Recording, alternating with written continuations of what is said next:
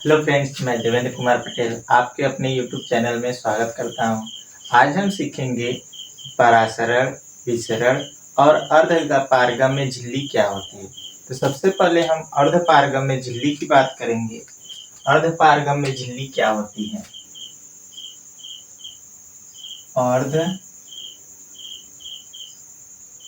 अर्धपारगम्य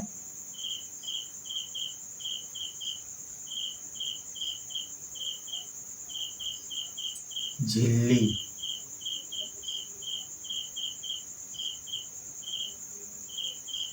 अर्धपारगम्य झिल्ली सेमी पर मेम्ब्रेन। देखिए, अर्धपारगम्य झिल्ली वह झिल्ली होती है जिसमें से केवल विलायक के कण ही आर पार होते हैं। लिख सकते हैं, ऐसी झिल्ली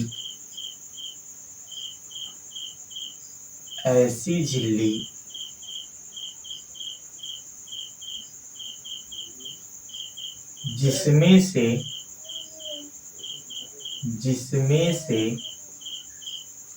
केवल विलायक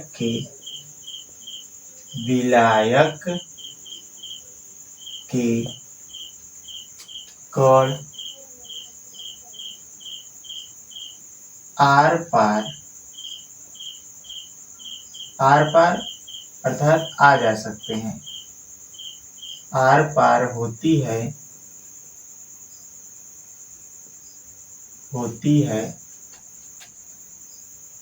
उसे अर्धपारगम्य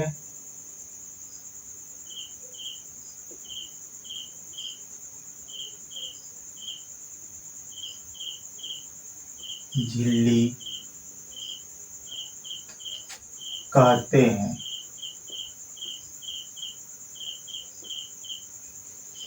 ऐसी झिल्ली जिसमें से केवल विलायक के कण आर पार हो सकते हैं उसे अर्धपारगम्य झिल्ली कहते हैं। जैसे हम बात कर लें तो उदाहरण में आएगा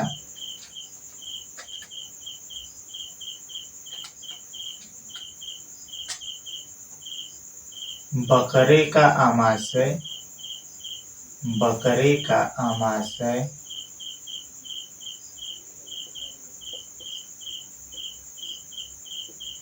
अंडे की जर्दी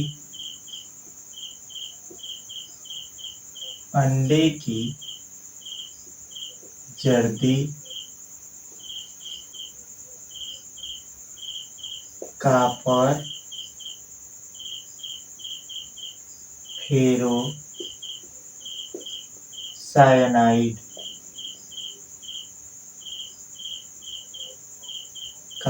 फेरोसायनाइड आदि।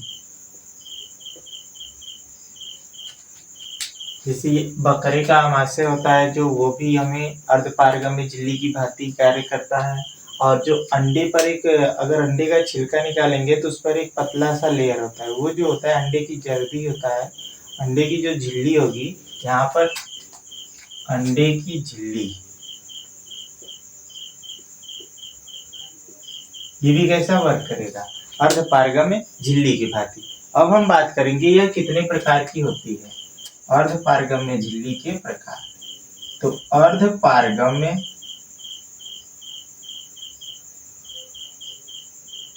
झिल्ली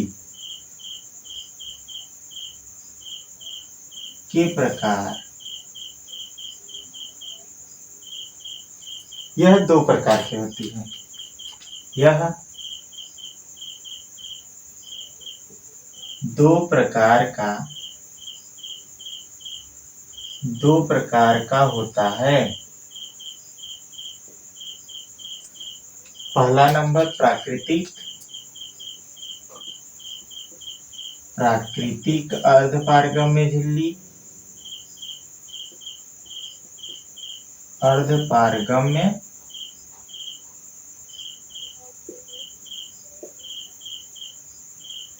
झिल्ली। दूसरा नंबर हम बात कर लेते हैं तो मानव निर्मित या कृत्रिम कह सकते हैं। यहाँ पर कृत्रिम अर्धपारगम्य झिल्ली, अर्धपारगम्य झिल्ली। देखिए, प्राकृतिक अर्धपारगम्य झिल्ली वह झिल्ली होती है जो प्रकृति में पाई जाती हैं, और अगर हम कहें जो मानव निर्मित झिल्ली अर्धपारगम्य झिल्ली होती है उसे हम किसमें करेंगे, कृत्रिम अर्धपारगम्य झिल्ली में। एक एक कर लिख सकते हैं हम। पहला नंबर प्राकृतिक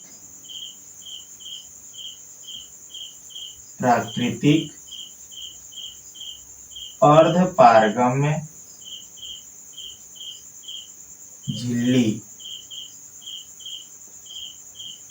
लिखेंगे। वेब अर्धपारगम्य झिल्ली, अर्धपारगम्य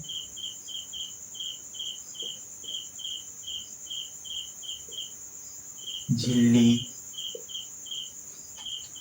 जो प्राकृतिक में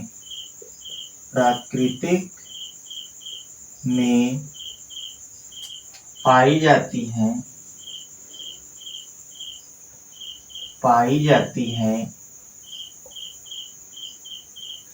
प्राकृतिक अर्धपारगम्य झिल्ली कहलाती है। प्राकृतिक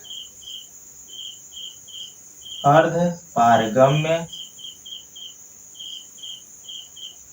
झिल्ली कहलाती हैं।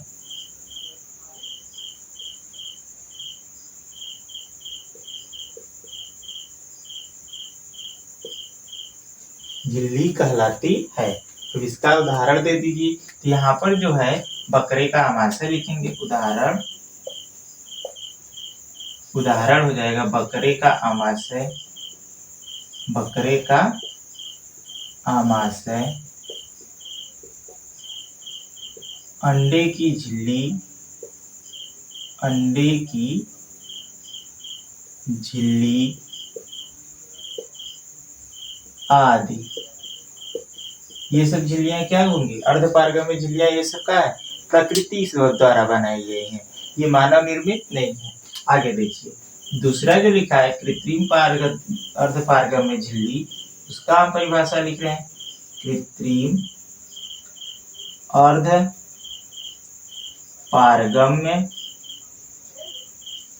झिल्ली, इसकी बात करेंगे तो वे अर्धपारगम्य झिल्ली जो मानव निर्मित होती हैं। यहाँ पर लिखेंगे वे अर्धपारगम्य झिल्ली, वे अर्धपारगम्य झिल्ली जो मानव निर्मित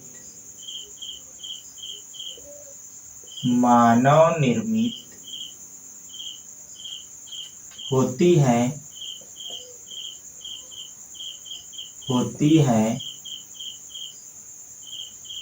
कृत्रिम अर्धपारगम्य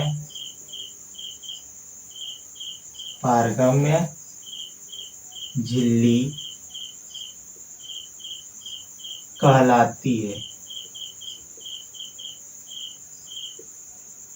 कहलाती है। तो इसमें उदाहरण होगा कॉपर फेरोसाइनाइड। उदाहरण लिखेंगे कॉपर फेरोसाइनाइड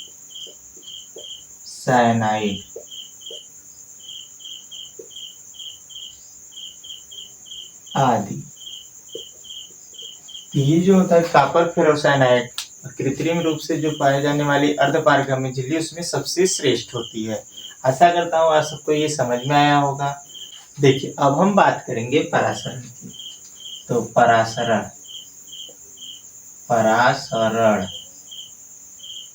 इसे कहते हैं ऑस्मोसिस। परासरण वह प्रक्रिया है जिसमें कि विलायक के कण तनु विलयन से सांद्र विलयन की ओर गति करते हैं। अर्थात हम कह सकते हैं कि कम सांद्रता वाले विलयन से अधिक सांद्रता वाले विलयन की ओर विलायक के कण की गति परासरण कहलाती है। यहाँ पर हम लिख सकते हैं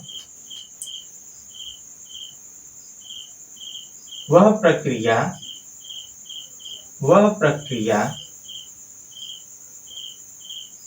जिसमें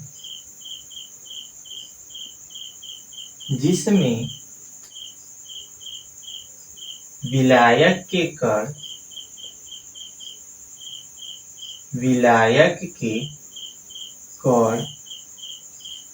कम सांद्रता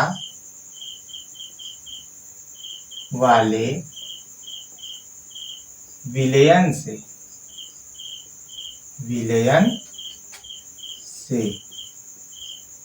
अधिक सांद्रता वाले विलयन की ओर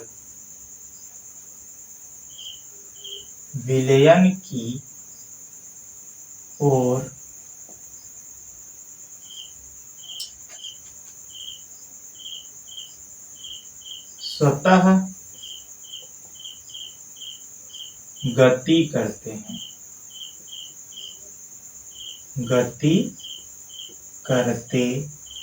हैं परासरण कहलाती है। देखिए एक बार हम इसे पढ़ लेते हैं। वह प्रक्रिया जिसमें विलायक के कण कम सांद्रता वाले विलयन से अधिक सांद्रता वाले विलयन की ओर स्वतः गति करते हैं परासरण कहलाती है। इसे हम एक और तरीके से परिभाषा लिख सकते हैं। देखिए परिभाषा जो अगर दूसरे टाइप से अगर लिखा जाए तो लिखेंगे वह प्रक्रिया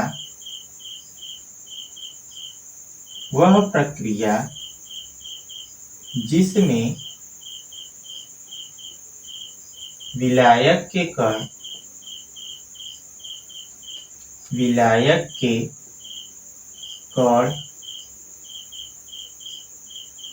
तनु विलयन से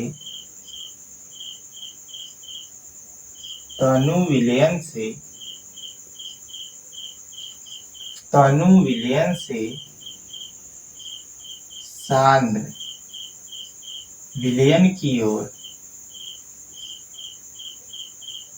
विलयन की ओर स्वतः गति करते हैं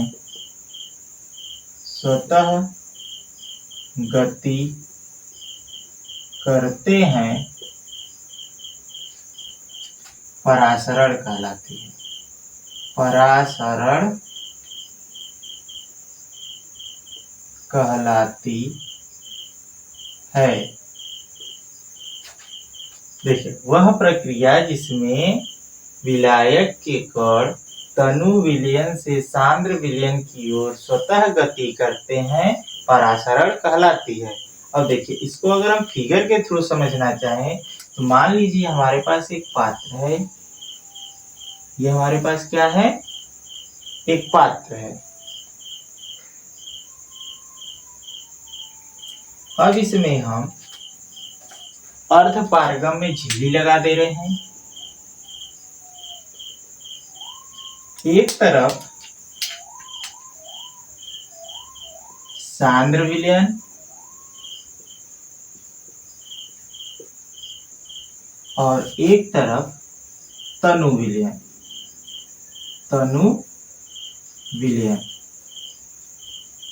ले रहे हैं इसमें। देखिए तो अगर हम बात करें ये चीज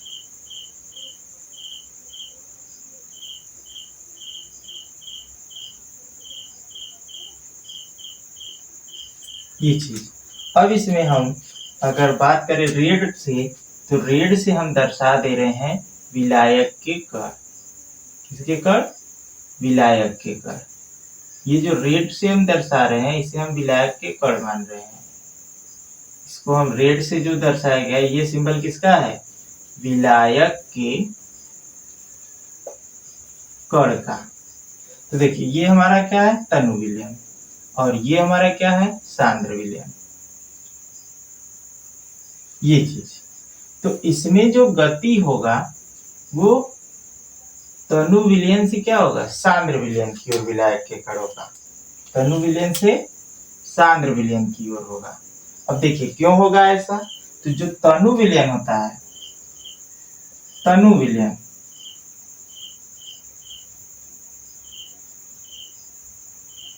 इसको अगर जब बनाते हैं तो इसमें विलायक, विलायक क्या होगा, अधिक होगा, और विलेय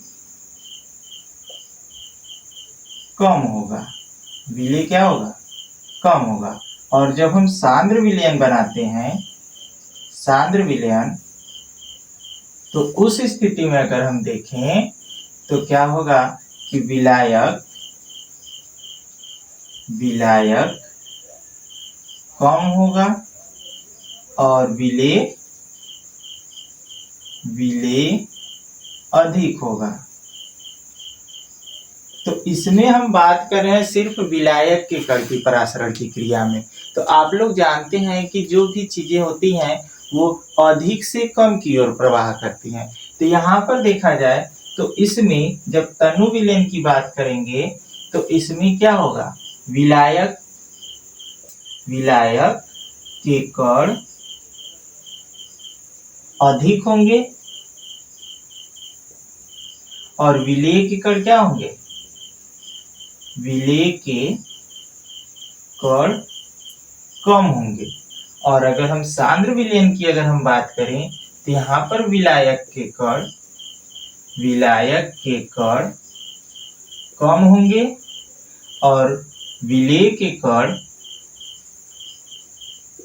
विलेय के कण अधिक होंगे, अधिक होंगे। तो देखिए विलायक का कण किसमें अधिक है, तनु विलयन में।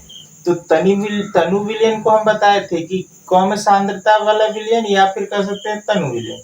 तो कम सांद्रता वाले विलयन या तनु विलयन से विलायक के कण का अधिक सांद्रता वाले विलयन की ओर स्वतः प्रवाह क्या कहलाती है, परासरण। ये जो गमन कर रहे हैं ये क्रिया क्या कहलाएगा, ये गमन करने की क्रिया क्या होगी, परासरण, परासरण। और ये हमारे जो ग्रीन रंग से है ये हमारा अर्ध पारगम्य झिल्ली है, अर्ध पारगम्य झिल्ली।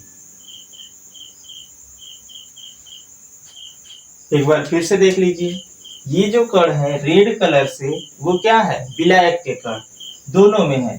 तो ये तनु विलयन है और ये सांद्र विलयन। तो तनु विलयन में विलायक के कण अधिक होंगे और सांद्र विलयन में विलायक के कण कम होंगे। तो अधिक से कम की ओर जाता है, ये तो क्लियर है आप सभी को। तो अधिक से कम की ओर, तो तनु विलयन में विलायक का कण क्या है, अधिक, और सांद्र विलयन में विलायक का कण कम। तो कहेंगे तनु विलयन से सांद्र विलयन की ओर विलायक के कण का स्वतः प्रवाह परासरण कहलाता है। क्या कहलाता है, परासरण कहलाता है। देखिए जब हम बात करते हैं परासरण की क्रिया कैसे होती है तो उसको चेक करने के लिए अंडे को अगर हम देखें तो छील कर उसके कैल्शियम कार्बोनेट का छिलका हटा दें और उसका जो पतला सा लेयर होता है उसको रहने दें। तो उसको जब हम शुद्ध मतलब आसूत जल में डालेंगे और एक पात्र ऐसा हो जिसमें नमकीन जल हो, तो दोनों में जब डाल देंगे तो कुछ टाइम बाद देखेंगे तो जो आसूत जल अर्थात शुद्ध जल में है उसका साइज नॉर्मल साइज से बढ़ा हुआ नजर आएगा, उसका साइज नॉर्मल साइज से बढ़ा हुआ नजर आएगा। लेकिन यही क्रिया अगर हम देखें नमकीन पानी में तो उसमें होगा कि उसका साइज नॉर्मल साइज से घटा हुआ होगा। तो उसको हम लिख सकते हैं, जब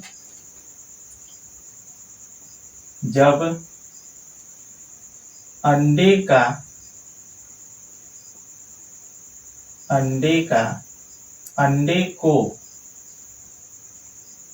छीलकर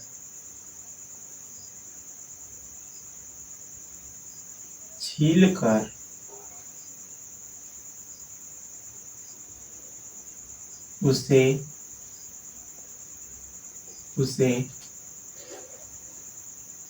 आसूत जल, आसूत जल और नमकीन जल। नमकीन मतलब लवणीय जल कह सकते हैं इसको, क्या कहेंगे? लवणीय जल।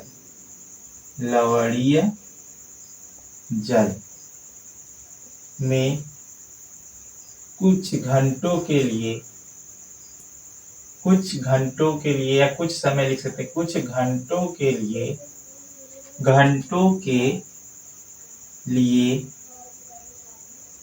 रखा जाता है, रखा जाता है। तो आप देखेंगे कि, आप देखते हैं कि, देखते हैं कि आसूत जल में रखा हुआ अंडा, आसूत जल अर्थात शुद्ध जल में रखा हुआ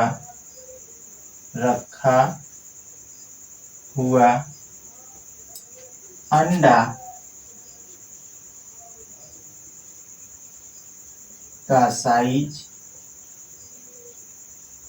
नॉर्मल साइज से, मतलब साधारण साइज से, साधारण साइज से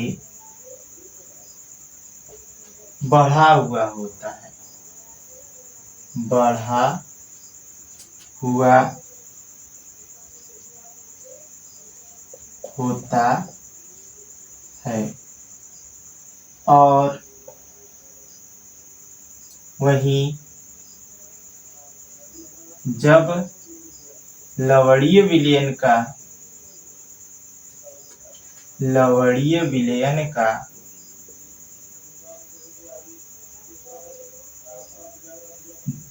लवणीय विलयन के अंडे का साइज साधारण साइज से, साधारण साइज से घटा हुआ होता है, घटा हुआ होता है। ऐसा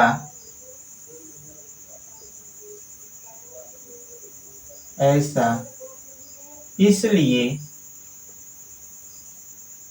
होता है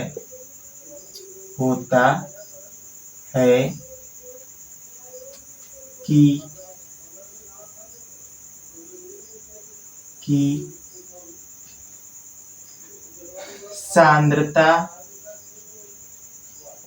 सांद्रता बराबर हो जाए।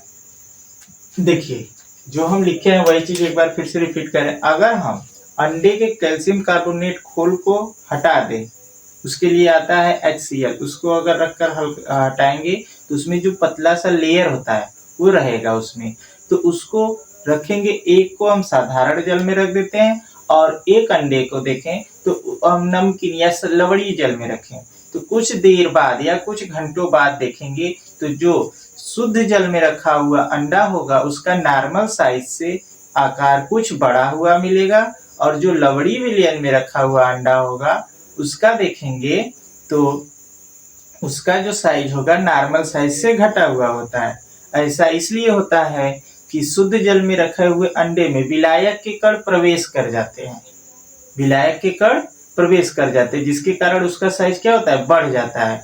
और फिर अगर देखें तो नमकीन विलयन, जो लवणीय विलयन है, उसमें विलायक के कण बाहर निकल जाते हैं, बाहर निकल जाते हैं अर्थात उस स्थिति में उसका साइज क्या हो जाएगा?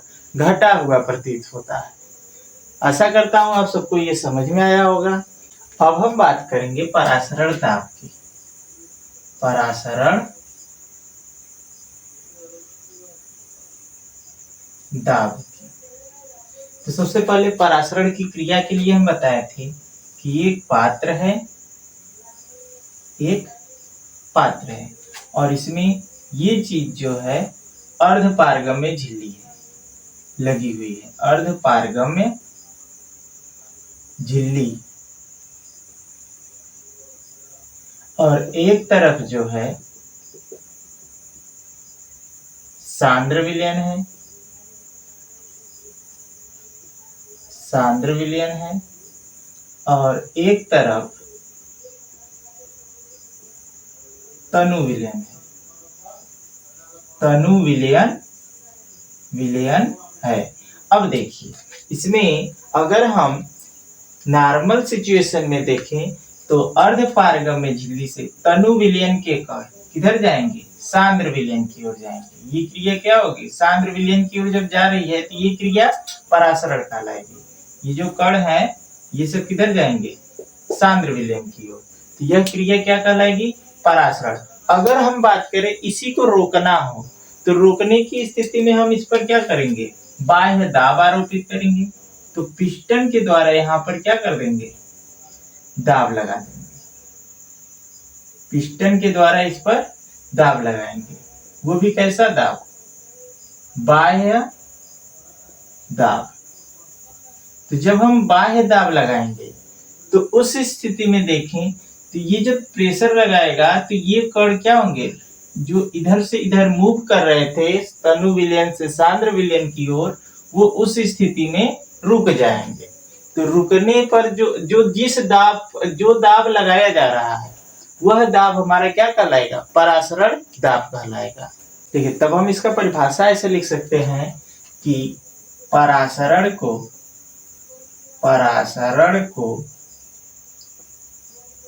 रोकने के लिए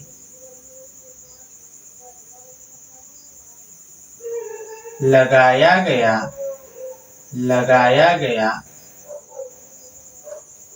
आवश्यक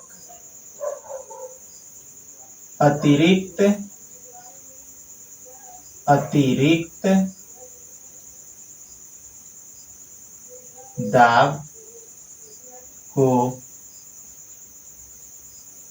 परासरण दाब कहते हैं। एक बार फिर से पुनः चेक देख लीजिए। देखिए ये जो है अगर हम नॉर्मल सिचुएशन में देखें तो विलायक के कण किधर से किधर जाएंगे, अर्धपारगम्य झिल्ली है तो जाहिर सी बात है हम परासरण की क्रिया में पढ़े हैं कि तनु विलयन से सांद्र विलयन की ओर जो स्वतः प्रवाह करते हैं विलायक के कण, उनकी गति को क्या कहा जाता है, परासरण। अगर वही परासरण की क्रिया रोकनी हो तो सांद्र विलयन पर हम पिस्टन के द्वारा बाह्य दाब लगाएंगे। तो जो बाह्य दाब आरोपित होता है उसी दाब का नाम होता है परासरण दाब। यहाँ पर वही चीज लिखा है, परासरण को रोकने के लिए लगाया गया आवश्यक अतिरिक्त दाब को परासरण दाब कहते हैं। देखिए अब हम बात करेंगे विसरण की। विसरण, तो विसरण वह प्रक्रिया है जिसमें अधिक सांद्रता से अणु या आयन कम सांद्रता वाले विलयन की ओर प्रवाह करते हैं। इसको हम लिखेंगे, वह प्रक्रिया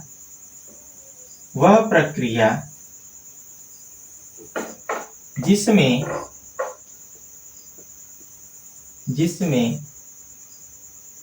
अणु या आयन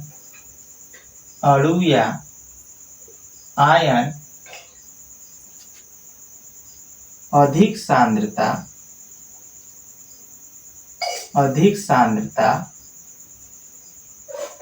वाले विलयन से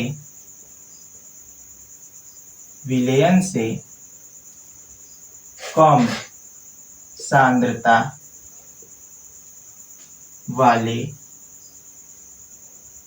सांद्रता वाले विलयन की ओर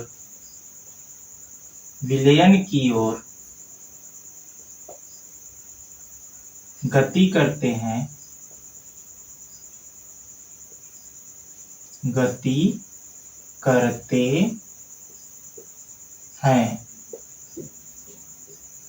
विसरण कहलाती है। विसरण कहलाती है। देखिए उसमें क्या था कि कम सांद्रता वाले विलयन से अधिक सांद्रता, लेकिन इसमें क्या है कि अणु या आयन अधिक सांद्रता वाले विलयन से कम सांद्रता वाले विलयन की ओर क्या कर रहे हैं, गति कर रहे हैं। दो पात्र, एक पात्र ये है और दूसरा पात्र ये है। एक में सांद्र विलयन है, इसमें मान लीजिए हमारे पास क्या है, सांद्र विलयन,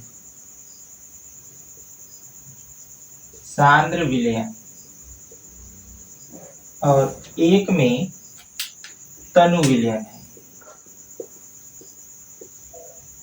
ये क्या है, तनु विलयन। अगर हम जब इसको आपस में लिंक करा देंगे, आपस में क्या करा देंगे, लिंक करा देंगे, तब देखिए तो ये जो है सांद्र विलयन, इसमें से विलायक के कण किधर मूव करने लगेंगे, तनु विलयन की ओर। और तनु विलयन की ओर जब जाएंगे तो ये जो गति कर रहे हैं, इसी गति को हम क्या नाम देते हैं, विसरण। और यही चीज आप लोग परिभाषा में लिखे भी हैं कि वह प्रक्रिया जिसमें अणु या आयन अधिक सांद्रता वाले विलयन से कम सांद्रता वाले विलयन की ओर गति करते हैं, विसरण कहलाती है। विसरण केवल द्रव में होता है। यहाँ पर नोट पॉइंट डालकर लिख लीजिए, विसरण केवल द्रव में होता है, द्रव में होता है। लेकिन हम बात करें परासरण की, तो परासरण जो है, परासरण गैस व द्रव दोनों में होता है, दोनों में होता है। देखिए परासरण दाब की गणना कैसे करेंगे, परासरण दाब की गणना, तो इसके लिए सूत्र होता है PV बराबर nRT। इसी को इस टाइप से भी लिखते हैं, पाई V बराबर nRT। ये जो पाई है वो P को डिनोट करता है। ये आदर्श गैस समीकरण पढ़ोगे, विलयन में पाई मिलेगा, V को इधर कर दीजिए, तो पाई बराबर हो जाएगा N/V इंटू RT, और N/V को हम लिख सकते हैं C मतलब सांद्रता, कंसंट्रेशन, तो पाई बराबर हो जाएगा CRT। ये फार्मूला होगा। यहाँ पर जो है पाई परासरण दाब है, परासरण दाब, और C जो है सांद्रता है, और R जो है गैस स्थिरांक, इसका मान होता है 0.0821। इसी को अगर कैलोरी में लिखेंगे, जूल में लिखेंगे, तो 8.314 जूल प्रति केल्विन प्रति मोल। और अगर कैलोरी में लिखेंगे तो 2 कैलोरी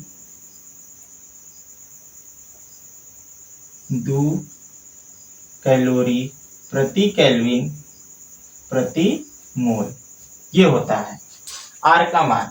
और यहाँ पर जो टेम्परेचर है वो है ताप, क्या है, परम ताप, मतलब इसको केल्विन में चेंज करके रखेंगे, और ये सवाल लगाते वक्त यूज होगा। अब हम बात करेंगे परासरण और विसरण में अंतर। परासरण व विसरण में अंतर,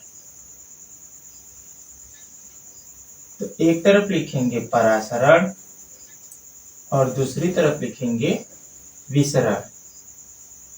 देखिए परासरण की क्रिया में, इस क्रिया में कम सांद्रता कम सांद्रता से विलायक के कण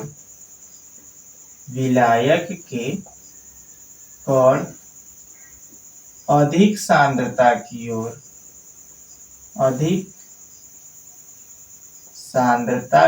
ओर गति करते हैं।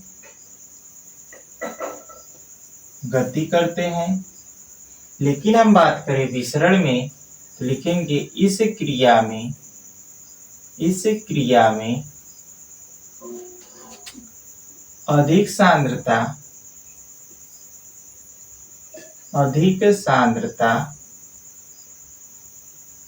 से कम सांद्रता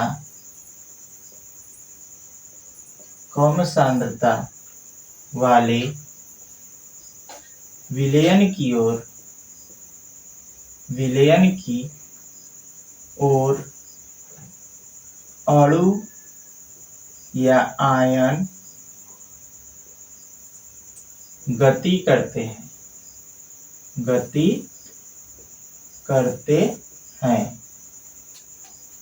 दूसरा पॉइंट लिखेंगे परासरण में अर्धपारगम्य झिल्ली की आवश्यकता होती है। इसमें अर्धपारगम्य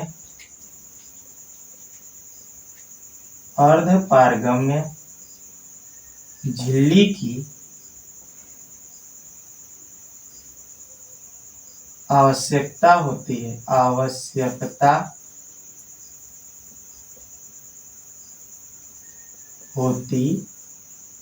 है और इसमें लिखेंगे अर्धपारगम्य झिल्ली की आवश्यकता नहीं होती है। अर्धपारगम्य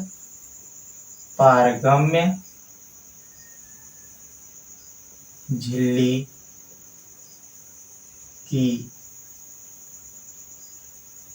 आवश्यकता नहीं होती है।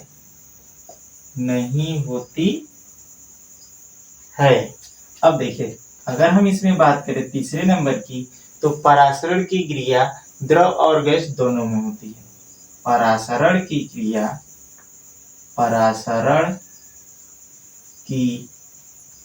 क्रिया द्रव व गैस दोनों में होता है और इसमें हम बात करेंगे तो विसरण की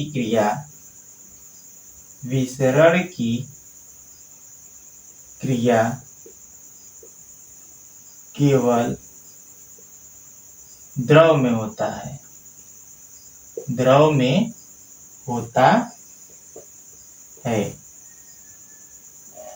अब देखिए अगला हम बात करेंगे चौथा नंबर तो इसमें केवल विलायक के कण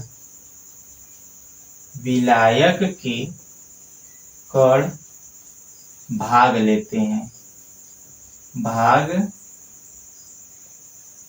लेते हैं और इसमें हम बात करें तो पर विसरण में इसमें विलेय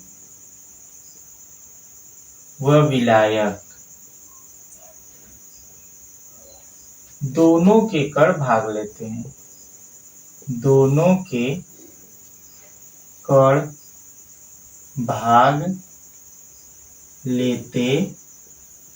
हैं।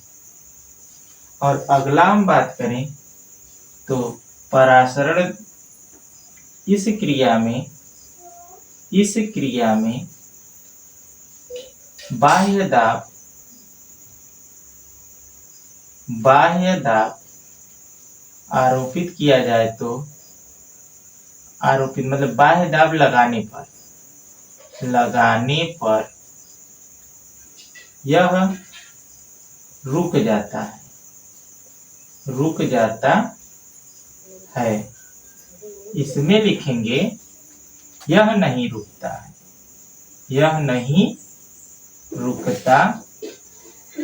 है।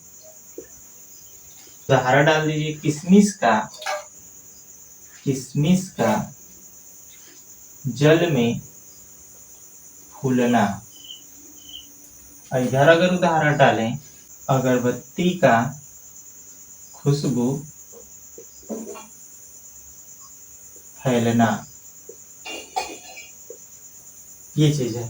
आशा करता हूँ आप सबको आज का टॉपिक अच्छे से समझ में आया होगा।